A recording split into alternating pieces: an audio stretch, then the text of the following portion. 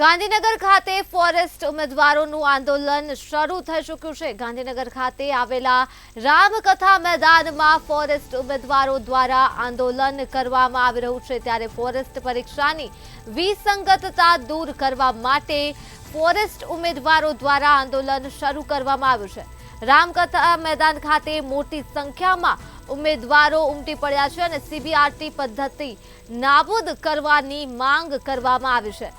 પરિણામમાં ઊભી થયેલી વિસંગતતા ઝડપથી દૂર કરવા માટે ફોરેસ્ટ ઉમેદવારો દ્વારા માંગ કરવામાં આવી રહી છે આંદોલન થકી। ત્યારે રામકથા મેદાન ખાતે ગોઠવાયો છે ચુસ્ત પોલીસ બંદોબસ્ત। ફોરેસ્ટની પરીક્ષામાં વિદ્યાર્થીઓને ન્યાય આપોના સૂત્રોચ્ચાર પણ અહીં કરવામાં આવી રહ્યા છે। આંદોલનની શરૂઆત થઈ ચૂકી છે ગાંધીનગરના રામકથા મેદાન ખાતે, જ્યાં ફોરેસ્ટ ઉમેદવારો દ્વારા ફોરેસ્ટ પરીક્ષાની વિસંગતતા દૂર કરવા માંગ ઉઠી છે।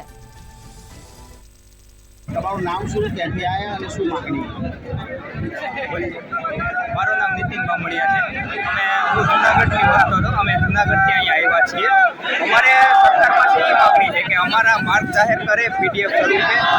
સરકાર પાસે ઓલરેડી 6500નું લિસ્ટ છે પીડીએફ જાહેર કરી, એ બધાના માર્ક અમને જાહેર કરે। અને અમારી બીજી માંગણી એવી છે કે સીબીઆરટી પદ્ધતિ રદ કરે।